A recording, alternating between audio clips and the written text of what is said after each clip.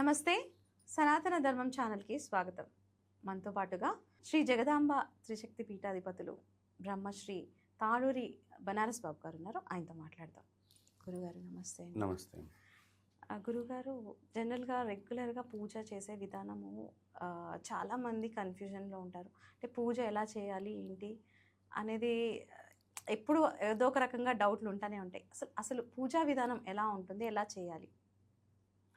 చాలా చక్కని ప్రశ్న. వీక్షకులందరికీ కూడా శుక్లాం భరధరం విష్ణుం శశివర్ణం చతుర్భుజం ప్రసన్నవదనం ధ్యాయేత్ సర్వ విఘ్నోపశాంతయే.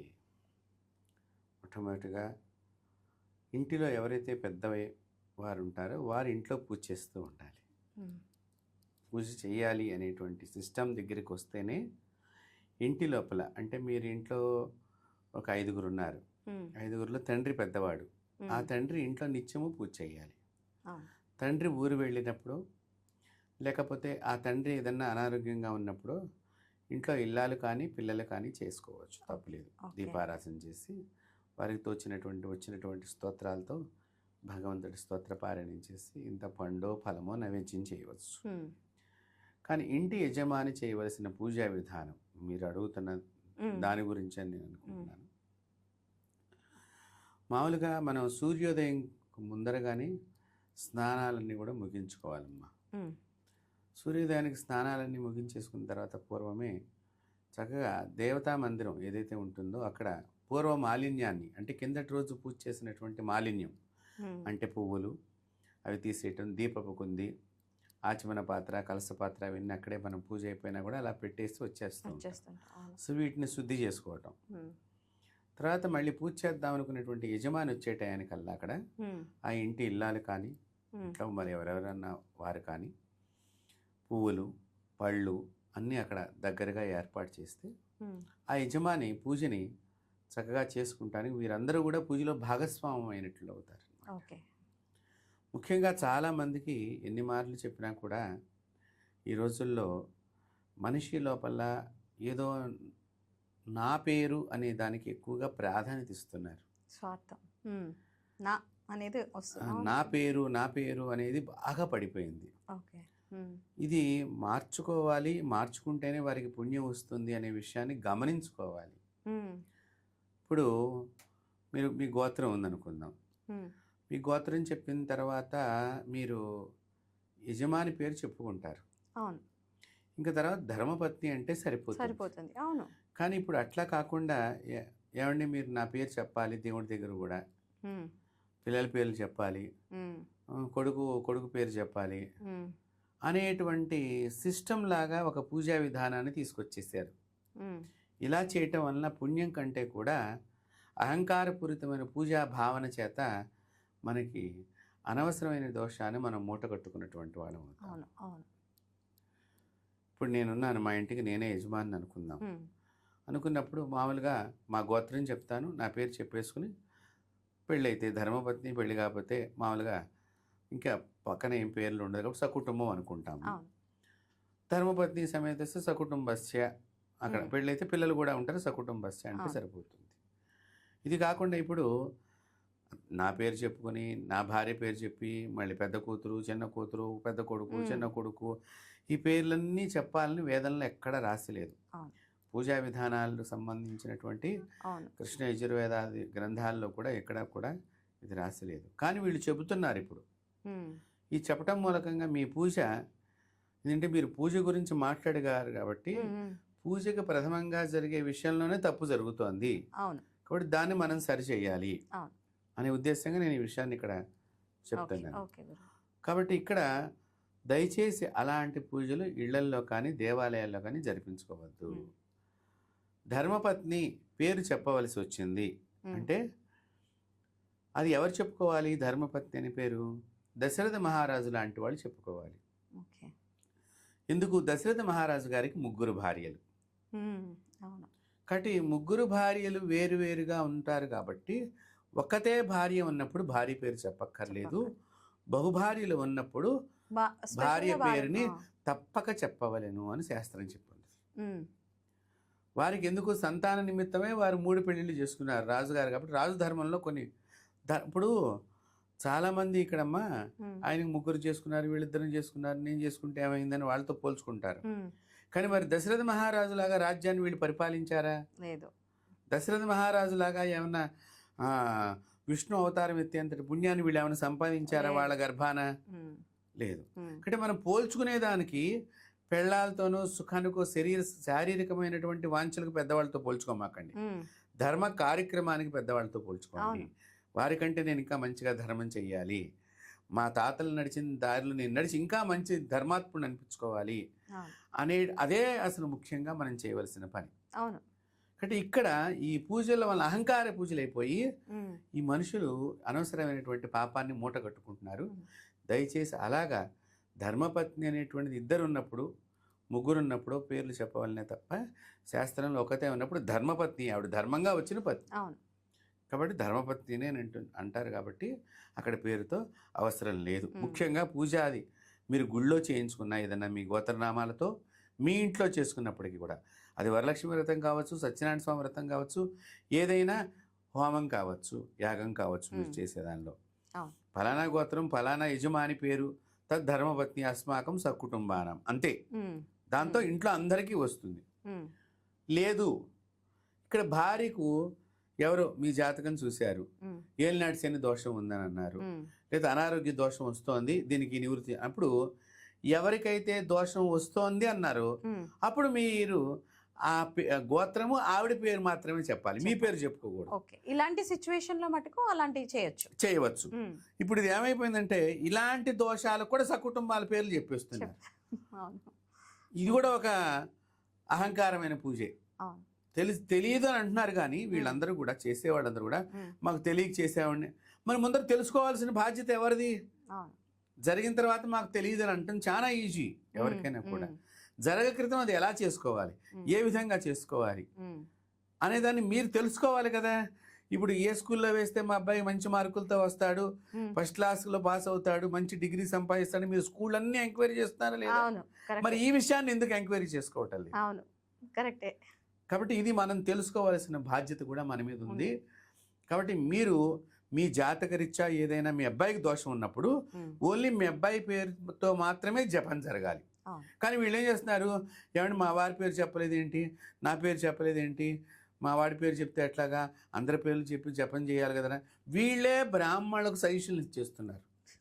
దీనివల్ల ఏమవుతుందంటేనమ్మా, ఇప్పుడు ఈ ముద్ద ఉన్నది, ఈ ముద్ద అనేది పుణ్యం అనుకుందాం. ఇక్కడ ఈ ముద్ద పుణ్యం ఎవరికి వెళ్ళాలి, దోషం ఎవరికి ఉంది, ఇక్కడ ఉండేటువంటి నీ కొడుకులకో కూతుర్లకో దోషం ఉన్నది. ఈ ముద్ద ఆ దోషం ఉన్నవాడికి వెళ్ళాలా, ఇంట్లో ఉన్న ఈ 5గురికి వెళ్ళాలా? ఆ అబ్బాయికే వెళ్ళాలి. మరి ఇప్పుడు ఈ 5గురికి వెళ్ళినప్పుడు ఈ అబ్బాయికి మొత్తం పోదు కదా. ఈ దోషం పోక ఎన్ని పూజలు చేయించినా కలిసి రాలేదు అని మళ్ళీ వీళ్ళే అంటున్నారు. ఇది మన వీక్షకులు ముఖ్యంగా అసలు పూజా విధానంలో వారు తెలుసుకోవాల్సిన ముఖ్యమైన సమాచారం ఇది. ఇది కాబట్టి దయచేసి ఇలాంటి పూజల్ని మీరు ప్రోత్సహించవద్దు. బ్రాహ్మణులకు కూడా నేను చెప్తున్నాను, అర్చకులుగా ఉండేటువంటి వారికి కానీ బయట పురోహితులు కానీ వీళ్ళందరూ కూడా వీరికి తెలియచేయండి ఇది ఎట్లా చేయాలి. ఎవరికి జాతక నిమిత్తం దోషం ఉన్నదో, జాతక నిమిత్తం ఏ జాతకుడికి దోషం ఉన్నదో వాడి పేరు మాత్రమే చెప్పాలి. దోషాల దగ్గరకు వచ్చేసరికి నిత్య పూజా కర్మల్లో కానీ నిత్య హోమాల్లో కానీ అక్కడ మాత్రము ఈ యొక్క యజమాని పేరు చెప్తే సకుటుంబం అంటే అందరికీ వర్తిస్తుంది. అంటే ముందుగా పూజ చేసుకునేటప్పుడు చక్కగా దేవతా మందిరంలో మీరు కూర్చున్నప్పుడు, మీరు అడిగిన దానికి ఇప్పుడు నేను వస్తున్నాను, దేవతా మందిరంలో కూర్చున్నప్పుడు మొట్టమొదటగా మనం ఆచమనం చెయ్యాలి. మారు నీరుని లోపలికి తీసుకోవడమే ఆచమన పద్ధతి. దానిలో మీకు అందరికీ తెలిసిందే కేశవ మాధవ నారాయణ అనేటువంటి నామాలతో నడిచేటువంటి 3 నామాలతో నడిచేటువంటిది. అయితే ఆచమనం చేసేటప్పుడు ముఖ్యంగా మీ యొక్క చేతిని ఈ మాదిరిగా పెట్టుకోవాలి. ఇది చాలా మంది పెట్టుకోవట్లేదు, మామూలుగా ఇలా వేసేసుకుని తాగేస్తున్నారు. ఇలా అంటే బొటన వేలును వంచాలి. ఈ ముద్రకి ఒక భగవత్ స్వరూపం ఉన్నది. మీరు దీన్ని ఇలా చూసినప్పుడు ఈ ముద్ర ఇది శంకు ఆకృతిలో ఉంటుంది. సో శంకు మీద విష్ణునామం చెప్తున్నాము. విష్ణు యొక్క శంఖ్ ఇది, విష్ణు యొక్క ఎముకలతో తయారైనటువంటిది శంఖ్ అంటే. సో విష్ణువు మీద మనము నామంతో నీరుని పోస్తున్నాం దాని మీద, అంటే ఆయనకు అభిషేకం అయింది. ఇప్పుడు ఈ అభిషేక జలాన్ని మీరు లోపల తీసుకుంటున్నారు. కేశవాయ శుద్ధి స్వాహ, చేసుకుంటున్నారు. నారాయణ స్వాహ, మాధవ. అంటే ఎందుకు చేయాలి ఈ ఆచమనం అంటే, మీరు ఒక వేదిక మీద అంటే ఒక భక్తిపూర్వకమైనటువంటి వేదిక, దైవ మందిరం అనేటువంటిది, ఉమ్, ఆ వేదిక దగ్గర మీరు కూర్చున్నప్పుడు, వేదిక ముందరగా మీరు కూర్చున్నప్పుడు ఉమ్, మీ మనస్సు, మీ తనువు, మీ శరీరము అంతా కూడా, హృదయం అంతా కూడా ఆ ఎదురుగుండా ఉండేటువంటి భగవంతుని మీద చక్కగా మనసంతా కూడా ఆయన మీదకి లగ్నం అవటానికి ఈ యొక్క మీరు పుచ్చుకునేటువంటి తీర్థం, ఆచమనం అనేటువంటి తీర్థం మీకు ఉపయుక్తం అవుతుంది. రెండోది నామాన్ని సుస్పష్టంగా పలకటానికి ఉపయుక్తం అవుతుంది. రెండోది ఆచమనం చేయటం మూలకంగా 3 సార్లు ఈ భగవన్నామం తలచటం మూలకంగా కొన్ని పాపాలు పోగొట్టుకుని అవుతావు. సో అక్కడ కొన్ని పాపాలు పోతున్నాయి. దేవుడు స్తుతించడం దగ్గరికి వెళ్ళేసరికల్లా నువ్వు కొన్ని పాపాలు పోగొట్టున్న వ్యక్తి అవుతున్నావు అనమాట. ఓకే, చాలా చక్కగా చెప్తున్నారు. నిజంగానే ఈ విషయం నాకు ఇంతవరకు, నేను మామూలుగా చేస్తాం కానీ అసలు ఇదేంటి అనేది ఇప్పుడు మీరు చెప్తుంటేనే బాగా కాబట్టి ఇలా ఆచమన పద్ధతి అనేటువంటిది అందుకని ప్రవేశపెట్టారు భారతీయ ఋషులు మన శాస్త్రాల్లో. కాబట్టి ఇలా ఆచమనం చెయ్యాలి. ఆచమనం చేసిన తర్వాత చక్కగా మీరు దీపారాధన క్రతం ప్రారంభించాలి. చక్కగా దీపంలో కూడా 2 ఒత్తులు కలిపి దాన్ని ఇలా, అంటే 2 ఒత్తులు ఎలా తయారు చేసుకోవాలంటే 3 పోగులతో 3 పోగులు ఇలా చుట్టాలి, అది ఒక ఒత్తు. అలా అట్లాంటివి రెండింటిని కలిపి ఒక ఒత్తుగా మార్చాలి. అలాంటివి 2 ఉండాలి మళ్ళీ ఒక కుందులో. అంటే ఈ 2 ఒత్తులు కూడా, ఈ 3 ఒత్తులు తిరగటం అంటే ఏమిటి, ఈ 3 ఏమిటయ్యా అంటే మనకి ఇక్కడ మనం గమనించినట్లయితే ముఖ్యంగా మనకి 3 నాడులు ప్రధానమైన ఉంటాయి. ఈ 3 నాడుల్ని కలిపి ఒక ఒత్తిగా తయారు చేయటం. త్రిశక్తి స్వరూపం అమ్మ అక్కడికి. సో ఈ ఇంకొక ఒత్తు వేయటం దానిలో మళ్ళీ, అంటే ఏంటి, భర్త భార్య ఇద్దరు కూడా ఇంటి జ్యోతిలాగా వెలుగుతూ ఉండాలి. పూర్వీకులు ఎంతో అర్థం, ఇంట్లో ఒక జ్యోతుల్లాగా వెళితే ఈ జ్యోతులను చూసి పిల్లలు వారు కూడా, అంటే జ్యోతుల్లాగా వెలగాలి. ఎందుకు భార్య భర్తలు అనేది అంటే చూడండి, ఒత్తు తాను తగలబడుతూ ఉంటుంది. తన్ను తగలబెట్టుకున్నప్పటికీ కూడా ఇల్లంతా వెలుగునిస్తుంది. కాబట్టి ఇంటి యజమానేటి వాడు ఎంత కష్టమైనప్పటికీ కూడా ఇంటిని వెలుగునిచ్చేటువంటి మార్గదర్శకుడిగా మారాలని వేదం చెప్పింది. సో దీపం అనేది అందుకు స్తంభం ఒకటే ఉంటుంది, మీరు బాగా గమనించండి. దీపస్తంభం మధ్యలో ఒకటి ఉండి దానికి 5 ఒత్తులు వేసుకునే విధంగా 5 ముఖాలుగా ఉంటుంది అనమాట. ఈ 5 ఒత్తులకు కూడా ఒక రకమైన అర్థం ఉంది. పంచభూతాత్మకమైన శరీరం ఇది. సో నీలో పంచభూతాలు ఉన్నాయి, బాహ్యంలో పంచభూతాలు ఉన్నాయి. ఈ పంచభూతాలని కూడా ఆరాధన చేయటమే ఇక్కడ 5 ఒత్తులు వేసుకుని ఆరాధన చేయటము. ఇప్పుడు 5 ఒత్తులు వేసేటప్పుడు అప్పుడు 5 చోట్ల ఒక్కొక్క ఒత్తు వేసుకోవచ్చా గురుగారు? దానికి అది కూడా 2 కలిపి వేయాలి. ఏది చేసినా మీరు ఇరువురు ఒకటే అనే భావనే ఈ ప్రపంచానికి అందించే సమాచారం. ఇక్కడ భార్యాభర్తలు ఇద్దరు శారీరకంగా వేరున్నా కానీ ఆలోచనకు వచ్చేసరికి ఒకటి, కుటుంబానికి వచ్చేసరికి ఒకటి, మాటకు వచ్చేసరికి ఒకటి, ధర్మానికి వచ్చినా ఒకటే, పుణ్యానికి వచ్చినా ఒకటే మేమిద్దరము. కాబట్టి అదేనమ్మా చాలా గొప్పతనం. అంటే నీకు మొదటి మెట్టు దగ్గరనే మీ ఇద్దరు వేరు కాదురా, ఒకటి అనేటువంటి మెట్టు దగ్గరే ప్రారంభమైంది ఇక్కడ పూజ అనేటువంటి. మనం ఏదో 18 మెట్లు అయ్యప్ప పూజకి ఎట్లాగైతే ఉంటాయో మన పూజలో కూడా మొట్టమొదటి దీపారాధన చేయటం అనే మెట్టే ఇద్దరిని కలపటము. కాబట్టి ఇలా దీపారాధన చేసుకున్న తర్వాత అతను మళ్ళీ ఆచమనం చెయ్యాలి. ఇది దీపం వెలిగించడానికి గాను ఆచమనం. మళ్ళీ ఇప్పుడు పూజ చేయడానికి మళ్ళీ ఆచమనం. మొత్తం 3 సార్లు చేయాలి. ఇప్పుడు ఈ ఆచమనం చేసిన తర్వాత ఇప్పుడు పూజను ప్రారంభించుకోవాలి. ఈ పూజ ప్రారంభంలో ముఖ్యంగా వీళ్ళు గమనించుకోవాల్సినటువంటి విషయం ఏంటంటే మనస్సుని భగవంతుడి యందు భక్తి భావంతో పరిపూర్ణంగా లగ్నమయ్యేటట్టుగా వీళ్ళు చూసుకోవటం ఒకటి. రెండవది మీ దగ్గర ఏ పదార్థాలు లేవనే భావన లేకుండా పూజ చేయటం. సహజంగా పూజ దగ్గర కూర్చుని కానించి ఈ ఆడవాళ్ళు మీరు అది పెట్టుకోలేదండి, ఇది పెట్టుకోలేదు, వాళ్ళు ఏదో అక్కడ అది లేదు. మగవాళ్ళు కూడా ఈ లేదు లేదు అనే మాట ఎక్కువగా వాడుతూ ఉంటారు. దయచేసి అది ఒకటి అలవాటు చేసుకోండి. లేదు అని కాకుండా ఇది ఇక్కడ పెట్టలేదా అని అడగండి, లేదా తీసుకురా అనొచ్చు కదా. ఒకవేళ ఇంట్లో కూడా ఉండకపోవచ్చుగా, అదే అవును. కాబట్టి అప్పుడైనా అమ్మాయి ఆవిడ లేదని ఉంటుంది. కాబట్టి లేదని కాకుండా ఇది ఇక్కడ పెట్టలేదా అంటే ఆవిడ ఏదో ఒక సమాధానం మనకి అందించేటువంటి మన నోట్లోంచి లేదు, ఇద్దరిలో ఎవరో ఒకళ్ళు కొంత లేదనే భావన తగ్గించాలి. సో లేదు అనే మాట కాకుండా భగవంతుడు ఏం చెప్పాడు మీకు అసలు? నీ దగ్గర ఈ పుష్పం ఉన్నదా, పళ్ళు ఉన్నాయా, నూనె ఉందా, దీపం ఉందా, ఒత్తి ఉందా, ఇన్ని ఆలోచన చేయ మాకు. ప్రతిదానికి దాని అర్థం వచ్చే మంత్రాన్ని చెప్పుకొని అక్షతాన్ని సమర్పయామి. అక్షంతలు ఉపయోగించు ఆ ప్రదేశంలో. తాంబూలార్థం అక్షతాన్ని సమర్పయామి, అంతే. దక్షిణార్థం అక్షతాన్ని సమర్పయామి. అంటే ఏంటి? నువ్వు ముందర ఈ పూజ చేయడానికి మనసు లగ్నం చేసుకో. కానీ ఇక్కడ ఇది తాంబూలం, నాకు 3 ఆకులు ఉండాలి, మళ్ళీ అది కలకత్తా పాన, బంగ్లాక ఇన్ని రకాలుగా ఆలోచనలు పెట్టుకో మాకు. మళ్ళీ బెల్లం వేసి చేయాలా, పంచదార వేసి చేయాలా, జీడిపప్పు వేయాలా, కిస్మిస్ వేయాలా, బాదం పప్పు వేయాలా, గన్నేరు పప్పు వేయకుండా ఉంటే చాలు మనసు లోపల కూడా. కాబట్టి ఈ మాదిరిగా వీళ్ళు తెలుసుకోవాలి. ప్రతిదానికి ఇవేవో చాలా చిన్న చిన్న విషయాలకి ఎక్కువ ఆలోచన చేసే జనాభా పెరిగిపోతున్నారు. పూర్వం అట్లా ఉండేది కాదు. డ్యూటీ చేశాము, అయిపోయింది. దేంతో చేసాము అనే దానికి నువ్వు అక్కడ కూర్చునే ముందరే ఆ పూర్వకాలంలో ఆడవాళ్ళు కానీ మగవాళ్ళు కానీ అన్ని సంభారాలన్నీ అక్కడ పెట్టేసి బయటకు వచ్చేవాళ్ళు, భర్త పూజ చేస్తారులే అని. లేదు అనే మాట అక్కడ దేవతా మందిరం దగ్గర కూర్చుని నాకు అది లేదు అనేటువంటి మాట అక్కడి నుంచి వచ్చేది కాదు. లేకపోయినా పోలే మర్చిపోయిందేమో, ఈ రోజుకి అక్షంతలు వేసేద్దాం. ఈ మగవాడు కూడా తెలివిగా అక్షంతలు వేసేసేవాడు. అది రాను రాను తగ్గిపోయింది. కారణం ఏమిటి? దీని మీద జిజ్ఞాస లేదు, తెలుసుకోవాలని లేదు. ఒకటి చూడండి, మీరు ఇవాళ కొత్త సినిమా వచ్చిందమ్మా, మీకు మీ బాగా ఇష్టమైనటువంటి హీరో సినిమా వచ్చింది. మనం ఏం చేస్తున్నాం అక్కడ? ఈ హీరో సినిమాకి వెళ్ళాలి కాబట్టి తొందరగా వెళ్ళి టికెట్ కొనుక్కుని మళ్ళీ ఫస్ట్ షో ఫస్ట్ నేనే చూడాలి అనుకున్నప్పుడు ఇవాళ దేవుడికి దండం పెట్టడు వీడు. ఇది జరుగుతున్న వాస్తవం. ఆ ఇంట్లో ఆ రోజు దీపారాధన ఉండదు. మరి దేవుడు కూడా ఫస్ట్ ఆయన సినిమాకి వెళ్ళావు కాబట్టి వాడు అన్నం పెడతాడు, నేను అన్నం పెట్టను, వాడు కాపాడుతాడు, నేను కాపాడను అనే ఉద్దేశంగా ఉంటే మన జీవితం ఏమైపోతుందో ఆలోచన చేయాలి వీక్షకులు. నిత్యం చేసే పని మీరు చెయ్యాలి. ఏం జరుగుతుందో అని. ఇప్పుడు నిత్యం స్నానం చేయకపోతే ఏం జరుగుతుందమ్మా చెప్పండి? మీరు స్నానం చేయమాకండి, శారీరక దుర్గంధం వస్తుంది, మలినం బాగా పట్టి ఉంటుంది, నిన్నెవరు దగ్గరకు రానివ్వరు.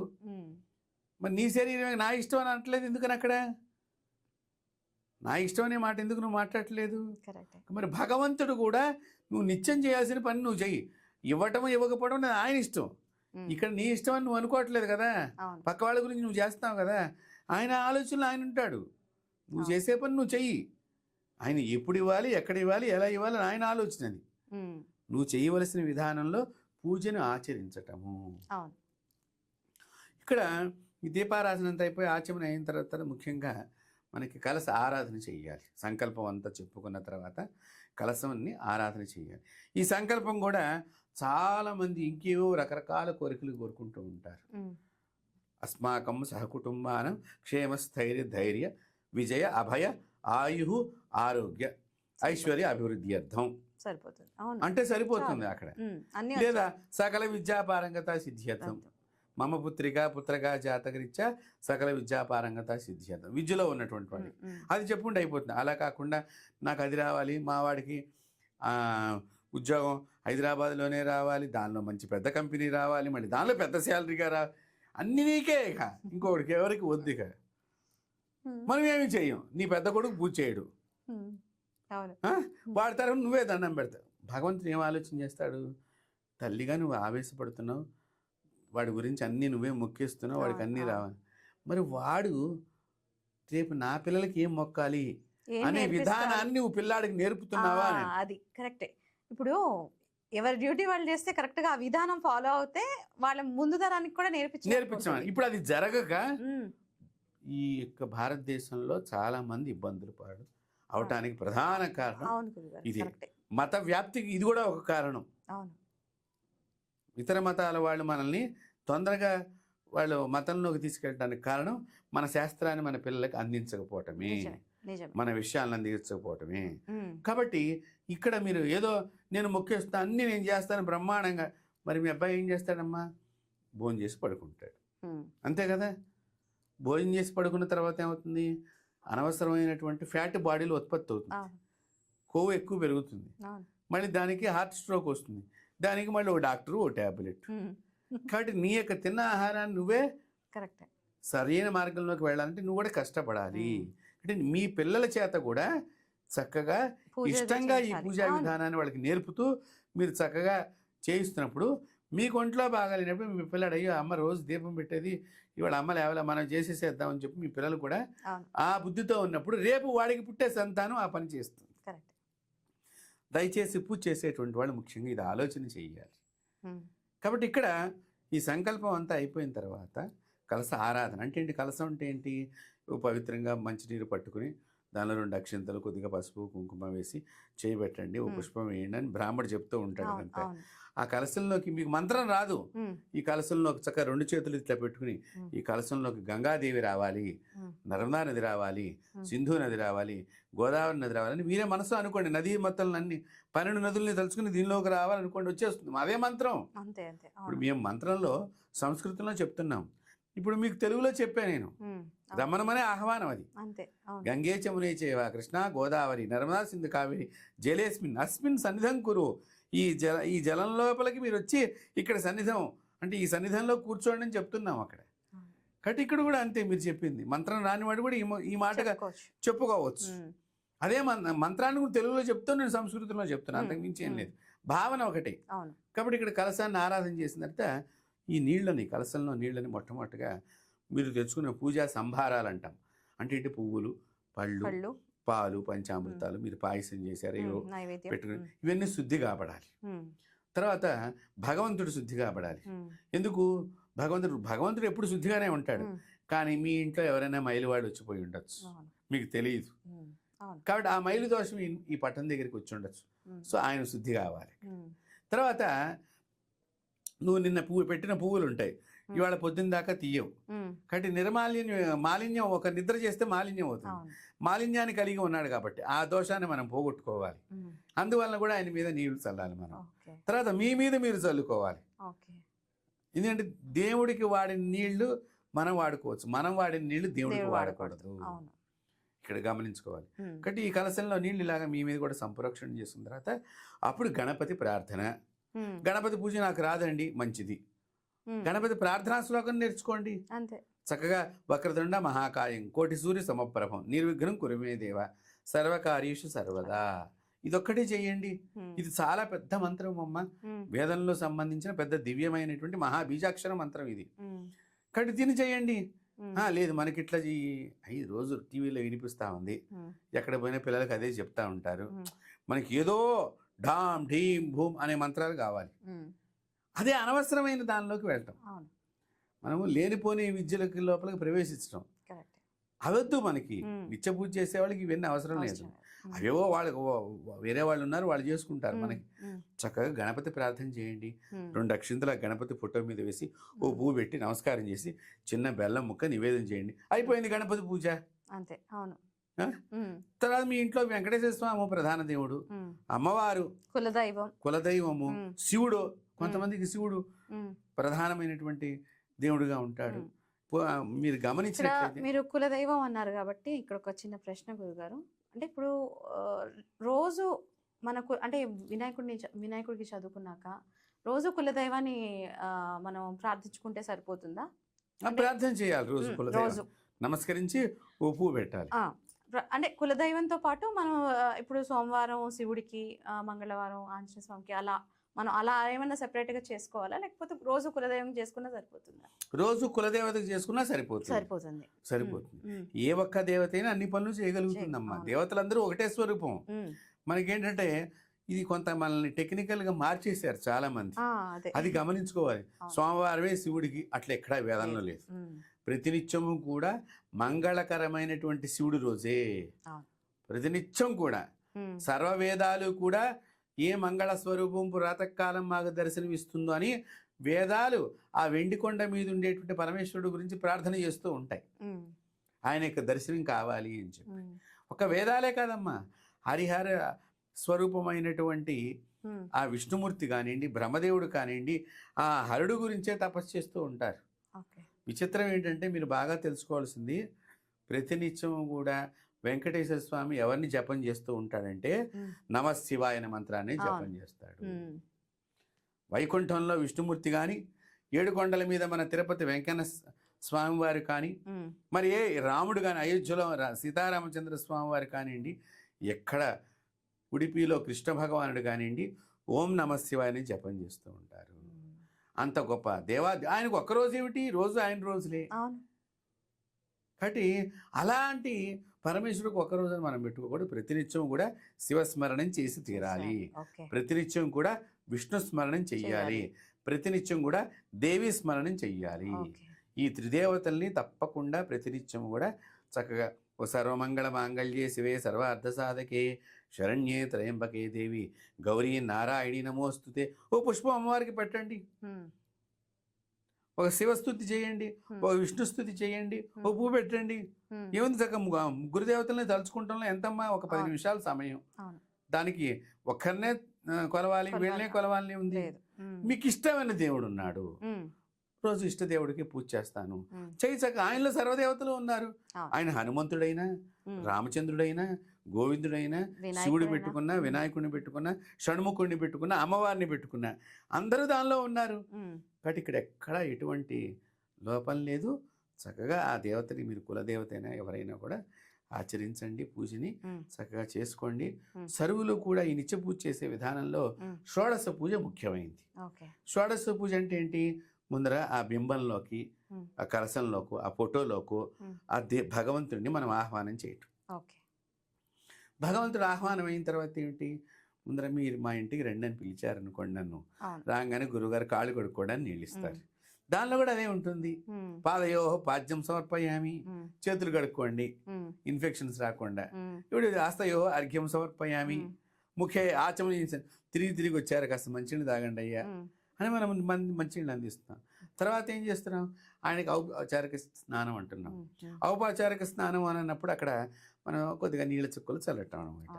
స్నానం చేసిన తర్వాత వస్త్రం సమర్పయామి, యజ్ఞోపవేతం సమర్పయామి.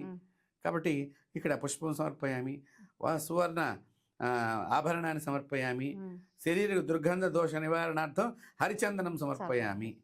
ఏంటి? ఆయన చక్కగా కూర్చున్నాడు, తిరిగి వచ్చాడు. మనం అంటే ఏసీ వేసుకుంటున్నాం, స్వామివారికి ఏసీ ఇష్టం ఉండదు. మరి అప్పుడు ఏంటి? ఆయనకేం కావాలి? చక్కగా చందనం, చల్లగా ఉంటుంది, పరిమళ వాసన వస్తుంది. స్వామివారిని చక్కగా అలా చందనం రాసి మీరు బొట్టు పెట్టి అక్షింతలు వేసి ఏదో మీకు తోచిన 11 నామాలు 21 నామాలు స్వామివారివో అమ్మవారివో శివుడివో తలుచుకుని ఆ పుష్పాలు పెట్టి నమస్కారం చేయండి. అగరబత్తి వెలిగించండి, ధూపం దీపం ఇవి 2 చూపించిన తర్వాత మీరు చేసిన అమృతుల్యమైన ప్రసాదాన్ని స్వామివారికి, అయ్యా నీ గురించి చేశాను, మంచిగా తిను, బాగా తిను, ఇంకా పెట్టమంటావా అని ఇదే మంత్రంలో కూడా ఇదే ఉంది. ప్రాణాయ స్వాహ ఇవన్నీ చెప్పేటువంటి స్వాహాకార 5 రకాల స్వాహాకారాలు చెప్తాము. ఇవన్నీ కూడా ఏమిటి అంటే బాగా తిను, మంచిగా తిని, కొంచెం తిను, రాక మా ఇంటికి వచ్చావు అని ఎట్లాగైతే మనం అనుకుంటూ ఉంటాము తెలుగులో, ఇవే మాటలు అక్కడ సంస్కృతంలో ఉన్నాయి. కాబట్టి ఇలా తినమని అన్నాను అనుకోండి, భగవంతుడు ఆహా నన్ను ఒక బిడ్డగా చూస్తున్నాడు వీడు అనే భావన భగవంతుడి కలగాలి. మనకి మనం అలా ఇచ్చేటప్పుడు కూడా ఆ భావనతో మనం ఇవ్వాలి.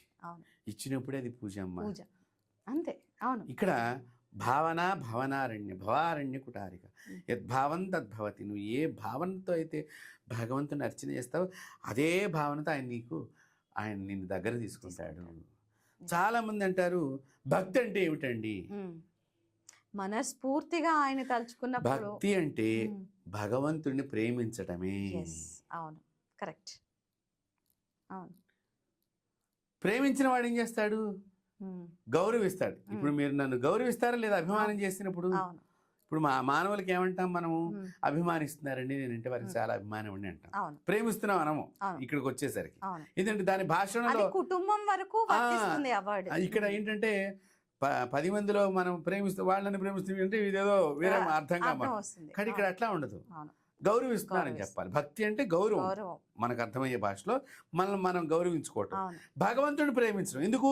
మన తండ్రి, మన తల్లి అక్కడ ఉన్నటువంటి. కాబట్టి తల్లిదండ్రులు ప్రేమించాలి, పూజించాలి. కాబట్టి ప్రేమ కలిగిన వాడు ఏం చేస్తాడు? చక్కగా పుష్పాలతో పూజిస్తాడు. అదే పూజ అంటే, అంతకు మించి ఏం లేదు. కాబట్టి ఈ భక్తితో నువ్వు ఈ పూజను గనక ఆయనకి ఎలా చేయాలి అనేది విధానం మన షోడశ పూజ అనేది చెప్పాను. కాబట్టి ఆ మాదిరి మీకు వచ్చిన నామమే మీకు ఏ మంత్రాలు రావండి. శ్రీ గణేశాయ నమః, కాళ్ళు కడుక్కో స్వామి, శ్రీ గణేశాయ నమః, చేతులు కడుక్కో స్వామి, శ్రీ గణేశాయ నమః, స్నానం చేయ స్వామి, శ్రీ గణేశాయ నమః, మంచిని తాగి స్వామి, ఇదేనండి. గంధం పోసుకో స్వామి, అంతే అంతే. అవును, అంతకు మించి మీరు ఎంత ప్రేమగా. అవును. ఇప్పుడు మీకు కొన్ని కథలు మనకి పురాణ ఇతిహాసాల్లో కొన్ని కథలు వస్తూ ఉంటాయమ్మా.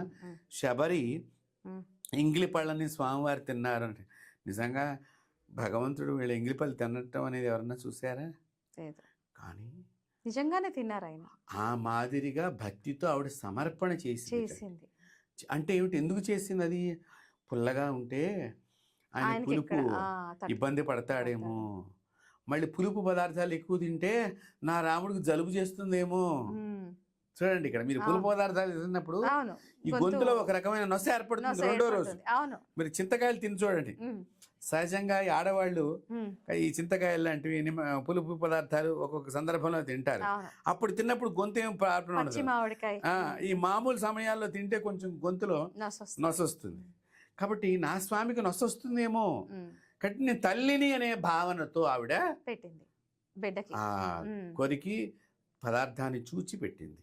అంత భావన మనకి ఉన్నప్పుడు భగవంతుడు మన ఇంటికి చక్కగా, రాముడు ఆ శబరింటికి ఎలాగైతే నడుచుకుని వచ్చాడో మన ఇంటికి కూడా అదే రాముడు నడుచుకుంటూ వస్తాడు, అదే శివుడు మన ఇంటికి నడుచుకుంటూ వస్తాడు, అదే దుర్గాదేవి మన ఇంటికి నడుచుకుంటూ వస్తుంది. నీ కూతురుగా వస్తుంది అమ్మవారు, నీ తండ్రిగా వస్తాడు పరమేశ్వరుడు, నీ కొడుకుగా వస్తాడు శ్రీరాముడు. కాబట్టి ఈ భక్తి అనేటువంటిదంటే భగవంతుడిని ప్రేమించడమే, భగవంతుని అత్యంతంగా ప్రేమించడమే ఈ భక్తి. కాబట్టి ఈ భక్తి ద్వారా ఈ పూజా విధానంలో మీరు షోడశ పూజ భక్తిపూర్వకంగా చేసినట్లయితే సమస్త పూజలు మీరు కూడా చేసిన ఫలితాన్ని పొందుతారని నేను మీ అందరికీ కూడా సెలవిస్తున్నాను. చాలా బాగా చెప్పారు గురుగారు. Thank you. నమస్తే.